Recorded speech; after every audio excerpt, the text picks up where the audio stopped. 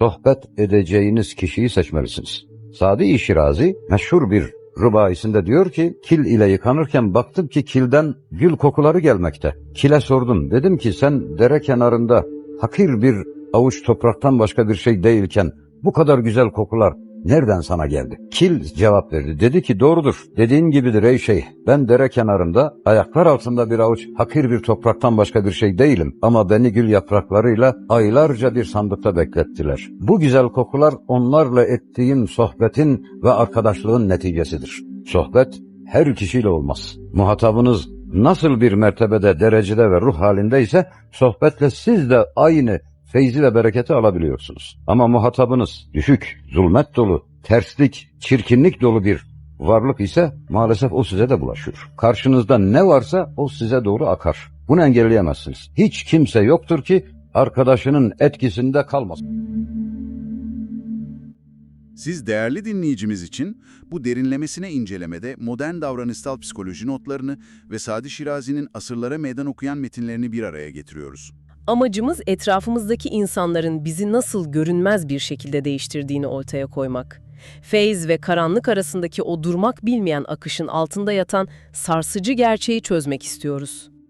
İnsan zihni dış dünyadan kendini yalıtabileceği yanılgısına çok sık düşer. Etrafına kalın duvarlar örebileceğini sanır, oysa hepimiz soluduğumuz havanın içine gizlenmiş ruhsal bir frekansın doğrudan parçasıyız. Arkadaşlığın ve sohbet edilen kişilerin insan ruhu üzerindeki o kaçınılmaz, şekillendirici etkisini masaya yatırıyoruz. Beraber olduğumuz kişiler sıradan birer eşlikçi değil, manevi dünyamızın asıl mimarlarıdır. Kadim bilgeliğin yüzyıllar öncesinden fısıldadığı sırlarla modern psikolojinin kanıtları aynı gerçeği haykırıyor. Aynı toprağa ekilen iki farklı tohumun yer altındaki o sessiz serüveni bu konunun en somut halidir. Yüzeyde ayrı ayrı filizleniyor gibi görünseler de toprağın derinliklerinde kökleri birbirine dolanır. Aynı suyu, aynı mineralleri paylaşırlar. Birinin topraktan çektiği zehir veya şifa, o karmaşık kök ağı aracılığıyla diğerine sızar. İnsan da yer altındaki o tohumlardan farksızdır. Çevresindeki ruhlardan bağımsız, tek başına yükselen, yalıtılmış bir ada tasavvuru, insanın kendi doğasını yanlış okumasından ibarettir. Sınırları son derece geçirgen, dışarıdan gelen her etkiye açık, etrafındaki enerjiyi doğrudan kendi özüne katan bir varlıktır insan. Kiminle yürüdüğünü sadece yolun nasıl geçeceğini belirlemez, Yolun sonunda kim olacağınızı da belirler. Karşımızdaki insanın taşıdığı mertebe, sahip olduğu derece ve o anki ruh hali neyse, aradaki o görünmez bağ üzerinden bize aynen o feyiz yansır. bu geçişkenlik feyz ve bereket için olduğu kadar karanlık içinde geçerlidir. Kişi zulmet dolu, çirkinlik barındıran biri ise bu karanlığın doğrudan bulaşacağı gerçeğiyle yüzleşmek zorundayız. Modern bilimde duygusal bulaşma denen mekanizmanın kalbinde bu yatar. İnsan beynindeki ayna nöronlar karşımızdaki kişinin yüz ifadelerini, ses tonunu anında taklit eder. Onun içsel durumunu kendi sinir sistemimizde yeniden yaratır. Sürekli şikayet eden, her şeye karamsar yaklaşan bir iş arkadaşıyla geçirilen 5 dakikanın ardından insanın elindeki kahvenin tadının bile acılaşması bundandır. Karşıdaki kişinin sahip olduğu o zulmet, yani derin ve yıkıcı karanlık, beynin ayna nöronları aracılığıyla kişinin kendi dünya görüşünü de yeniden programlar. Sadece o olumsuz kelimeleri duymazsınız. Nörolojik düzeyde o karanlık dünyanın provasını yaparsınız. Ortada bir tercih değil, doğrudan maruz kalma durumu vardır. Akla çok temel, çok güçlü bir itiraz geliyor burada. Çok sağlam bir zihne, sarsılmaz bir iradeye sahip bir insan, karşısındakinin bu zulmetine karşı aşılmaz bir duvar öremez mi? Kendi iç disiplini sayesinde etrafındaki çirkinliğin ruhuna sızmasını engelleyemez mi? Ortamın zehrine karşı insan iradesi tamamen savunmasız bırakılmış bir kurban mıdır? Dış dünyanın kaosunu iç dünyanın sükunetiyle durdurmak mümkün değil midir? Duvar örme düşüncesi, insanın kendi iradesini abartmasından doğan tehlikeli bir yanılgıdan ibarettir. Bu geçişkenlik, yerçekimi veya termodinamik gibi evrensel doğa yasaları kadar kesindir ve istisna barındırmaz. Fizik kurallarına göre sıcak bir cisimle soğuk bir cismi yan yana koyduğunuzda sıcaklık dengelenimi kadar ısı transferi yaşanması kaçınılmazdır. İki kap arasındaki sıvı akışı gibi, su daima eşitlenene kadar akmaya devam eder. Yüksekten alçağa, aydınlıktan karanlığa doğru durdurulamaz bir geçişkenlik söz konusudur. Karşıda ne varsa muhatabın üzerine o akar. İnsan psikolojisi de aynı termodinamik yasasıyla işler.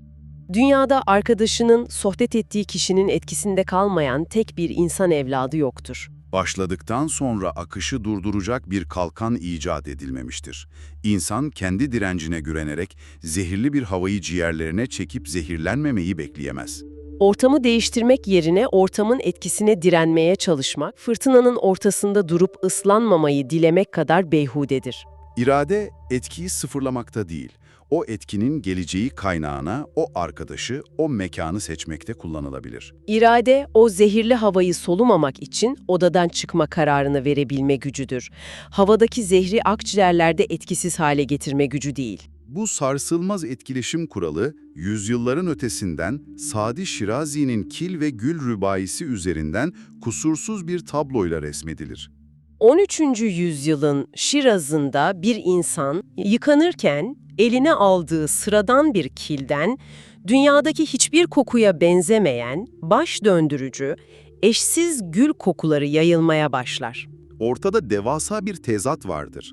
Elde tutulan şey basit, şekilsiz bir toprak parçasıdır. Havaya yayılan ise bambaşka bir boyuttan süzülüp gelen olağanüstü bir raiha. Zihin gördüğü nesne ile algıladığı duyu arasındaki bu büyük uçurum karşısında sarsılır. Toprak doğası gereği ağır, donuk ve kokusuzdur. İnsanın zihni varlıkların kendi doğalarına uygun davranmasını bekler.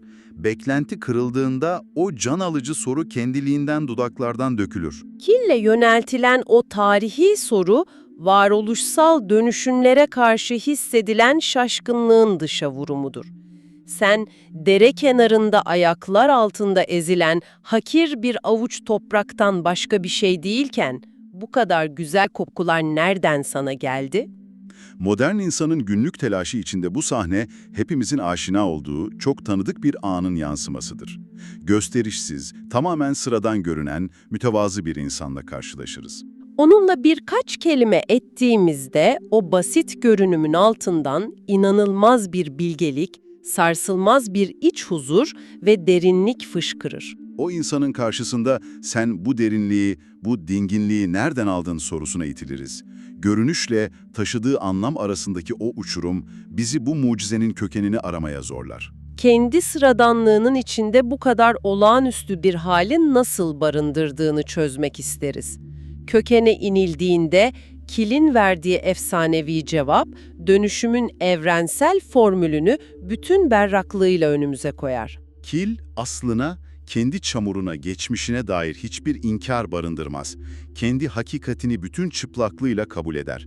Ben dere kenarında, ayaklar altında hakir bir topraktan başka bir şey değilim. Bu itiraf, o güzel kokuya bürünmenin ilk şartıdır. İnsan ancak kendi eksikliğini ve sıradanlığını kabul ettiğinde büyük bir dönüşüme hazır hale gelir. Dolu bir bardağa daha fazla su ekleyemezsiniz. Kendini eksiksiz gören kibriyle zihnini doldurmuş bir kabın içine başka bir kaynaktan hiçbir feyz dolamaz. Kil'in o büyük itirafı zihnin değişime açılma anıdır. Asıl sır o kabullenişin hemen ardından gelen cümlenin içinde gizlidir. O eşsiz kokunun kaynağı kilin kendi cezherinde değil, aylarca gül yapraklarıyla aynı sandıkta bekletilmesidir. O muhteşem raiha, gül yapraklarıyla edilen o sessiz sohbetin, o dar ve kapalı alanda kurulan uzun, sabırlı arkadaşlığın kaçınılmaz neticesidir. Toprak sadece gülle yan yana durduğu, ondan ayrılmadığı için gül gibi kokmaya başlamıştır. Dönüşüm, toprağın çabasıyla değil, gülün ihtişamlı etkisinin toprağa nüfuz etmesiyle gerçekleşmiştir. Ortam malzemenin kaderini yeniden yazmıştır. sandıkta aylarca bekletilme metaforu bu etkileşimin kalbidir. İnsan ruhunun dönüşümü, ayaküstü edilen birkaç kelimeyle, ekranlarda kaydırılan anlık görüntülerle gerçekleşmez. Beyin yapısının yeniden şekillenmesi zaman ve sürekli tekrar gerektirir. Aynı havayı uzun süre solumak, salihlerle, bilgelerle ve güzelliklerle aynı mekanı, aynı zamanı ısrarla paylaşmak şarttır. Israr ve süreklilik olmadan o kokunun ruha sinmesi, kalıcı bir karaktere dönüşmesi mümkün değildir. Zaman, etkileşimin demlenmesini sağlayan en güçlü katalizördür. Yan yana durulan her saniye, gülün esansının toprağın en ince zerrelerine kadar işlemesi demektir. Anlık parlamalar çabuk söner. Uzun süreli biriktirikler, insanın kimliğini baştan yazar. Toprağın içindeki boşluklar aylar boyunca gülün yaydığı esansla dolarken, moleküler düzeyde bir birleşme yaşanır. İnsan da bir bilgenin, salih bir dostun yanında geçirdiği aylar boyunca kendi zihinsel boşluklarını o dostun kelimeleri, sükuneti ve erdemiyle doldurur. Bugünün hız ve gürültü odaklı dünyasında bambaşka bir krizle yüzleşiyoruz. Sokaklar, ekranlar, iş yerleri genellikle insanın üstüne karanlık serpen, ruhu yoran dikenlerle dolu. Bizi hakir bir çamur olmaktan çıkarıp, o incelikli gül kokusuna büründürecek salivzerin sandığını nerede bulacağımız meselesi hayatımızın en kritik arayışıdır. İnsan, kendi zihnine ve ruhuna o manevi kokuyu sindirecek mekanlara her zamankinden daha fazla muhtaçtır. Dışarıdaki o devasa kaosun içinde durup demlenebileceği alanlar inşa etmek, modern hayatta ayakta kalmanın tek yoludur. Mimari ve sosyolojik olarak mekanların insan psikolojisi üzerindeki gücü tam bu noktada devreye giriyor. Bir okur, bir kare yaşayan kütüphane, bu manevi dönüşüm yolculuğunun günümüzdeki en nadide duraklarından biridir.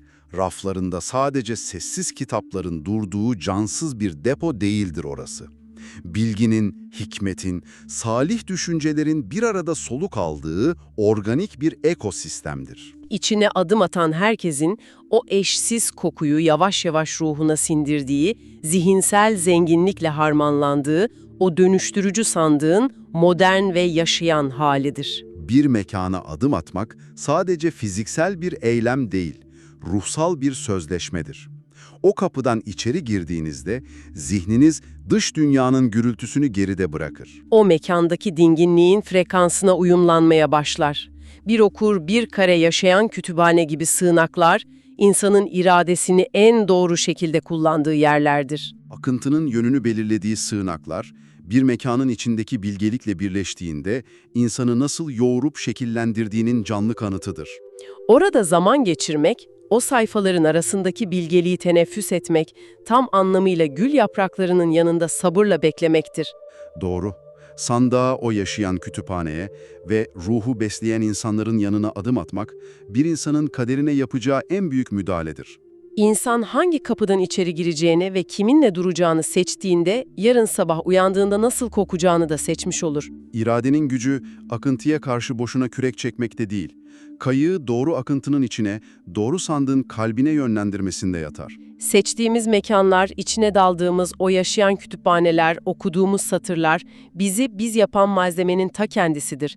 Bütün bu varoluşsal denklemi toparladığımızda, ortaya çıkan hakikat, su götürmez bir kesinliğe sahiptir. İnsanın doğuştan getirdiği ham maddesi, genetiği, geçmişi ne olursa olsun, dünyadaki gerçek değeri tamamen kiminle yan yana durduğuna bağlıdır. Hangi mekanı paylaştığı, kiminle sohbet ettiği, hangi havayı soluduğu, o ham maddeyi şekillendiren tek gerçek güçtür. Kendi başına toprak sadece topraktır. Rüzgarda savrulur, yağmurda çamura döner. Gülle yan yana gelen toprak ise bütün o sıradanlığın içinden sıyrılıp varoluşun sırrına ermiş bir mucizedir. Toprağın çamura dönüşmesiyle güle dönüşmesi arasındaki tek fark etrafını saran yol arkadaşlarıdır.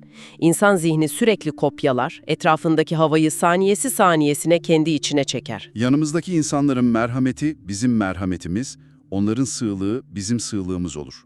Mekanların mimarisi ve içindeki insanların taşıdığı ruhsal ağırlık bizim manevi omurgamızı inşa eder. Kili güle çeviren sırrı anladığınızda hayattaki en büyük sorumluluğunuzun kendi sandığınızı seçmek olduğunu da idrak edersiniz. Bugüne kadar hep içine girdiğiniz sandığın sizi nasıl değiştirdiğini, yanınızdakilerin kokusunun sizin ruhunuza nasıl sindiğini konuştuk. Aynaya bakarken kendinize sarsıcı bir soru sorun. Başka bir insan sizinle aynı sandığa konduğunda, sizin yanınızda uzun süre durduğunda, günün sonunda evine hangi kokuyu götürüyor? Ruhunuza sinen gülün kokusunu mu yaymaya başladınız? Yoksa yanınıza yaklaşanları çamura mı buluyorsunuz?